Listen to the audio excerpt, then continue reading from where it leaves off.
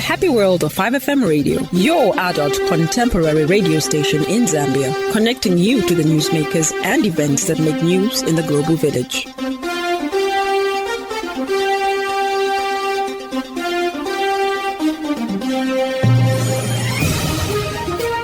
Good morning. This is a 5FM main news at 06:15 with Judith Mwape. The headlines. Ministry of Health advised to recruit more psychiatrists at CHINAMA Hills Hospital. An energy expert expresses worry over the proposed increase in electricity tariff. Ukraine has retaken 1,000 square kilometers in a week. And now the news in detail. Zambia Tobacco Control Consortium President Professor Faston Goma has bemoaned the shortage of psychiatrists compared to the stage of mentally health ill people at CHINAMA Hills Mental Hospital. Speaking in an interview, Professor Goma has since called on the Ministry of Health to look into the challenges at the health facility. He has further called on the government to beef up training programs and employ more health experts to look after the patients.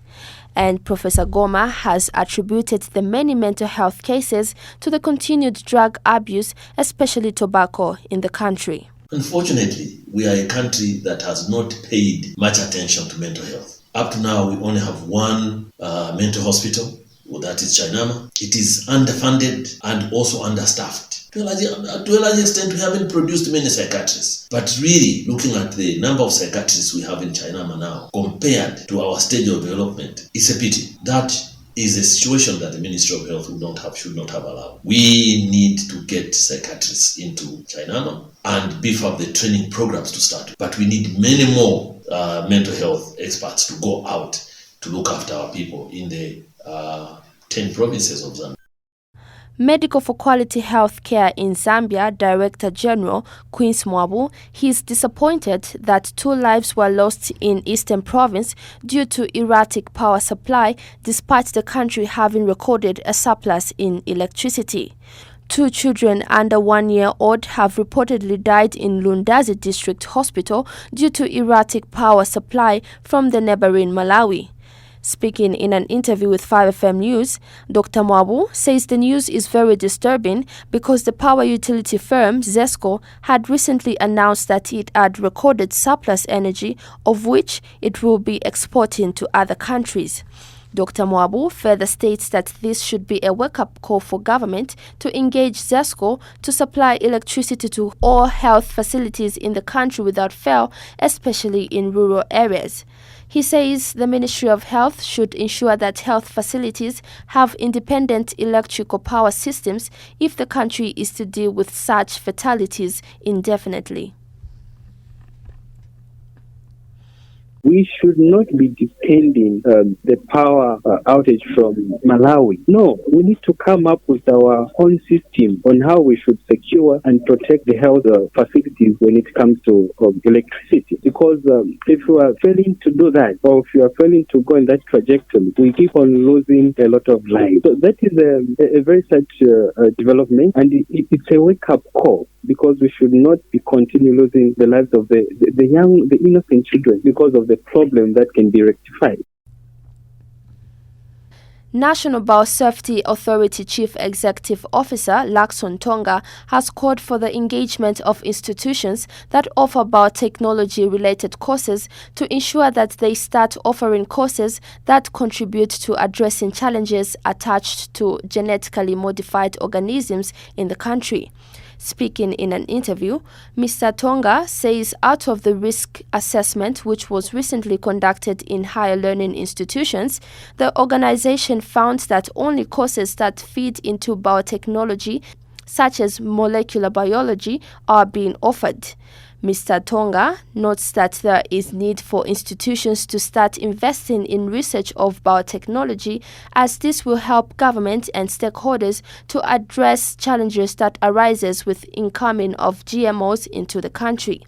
He also says introduction of biotechnology courses in learning institutions will bring about an increase in biotechnology cadres that will inform the country on how good or bad GMOs are to the Zambian people. Not many institutions currently are offering career programs in biotechnology. Yes, they have programs that feed into biotechnology like molecular biology, but we need a cadre who is called a biotechnologist. And if we had that many people as a cadre of biotechnology, I think they are the ones who are going to even inform us adequately on how bad or how good GMOs are in Zambia. Currently, the law as provided for in the Biosafety Act of 2007, Act number 10, is that GMOs are allowed in Zambia subject to approval by the National Biosafety Authority. What the National Biosafety Authority does is to conduct what is called a risk assessment to see how safe those constituents are. And we've had a number of products that have been approved. Now I want to just inform the nation that the notion that Zambia does not allow GMOs is also true. It does not allow GMOs in crops and livestock of strategic importance. Energy expert Boniface Zulu notes with concern that the proposed increase in electricity tariff, as suggested by some International Monetary Fund condition, is inhuman.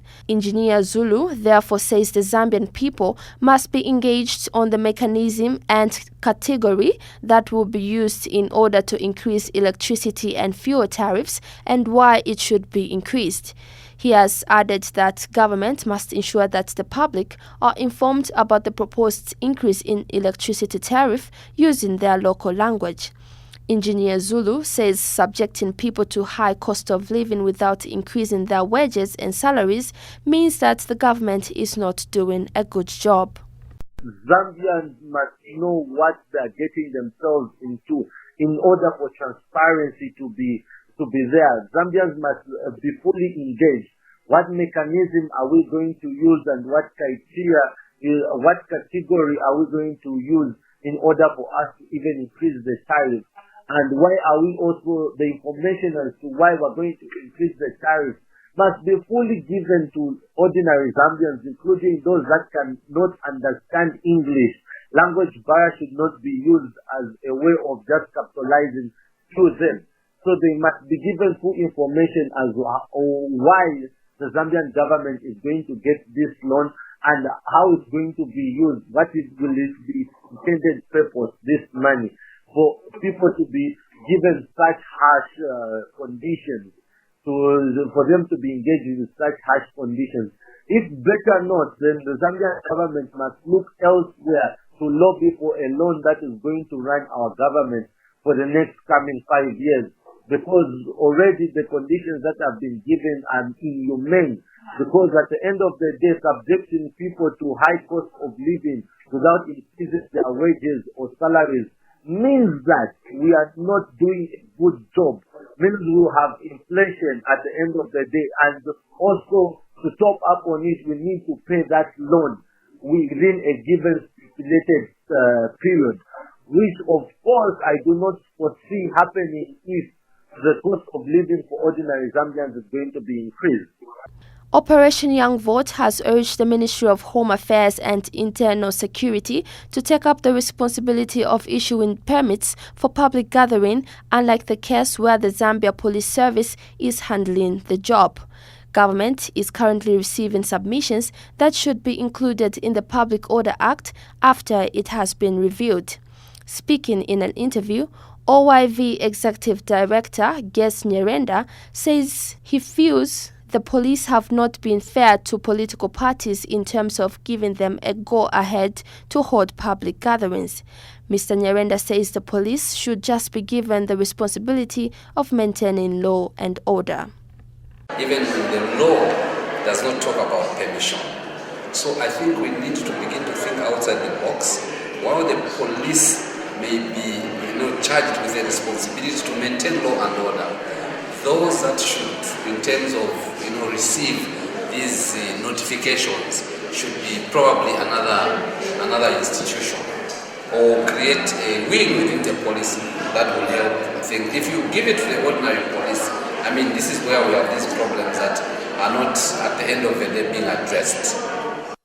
a recap of the top stories.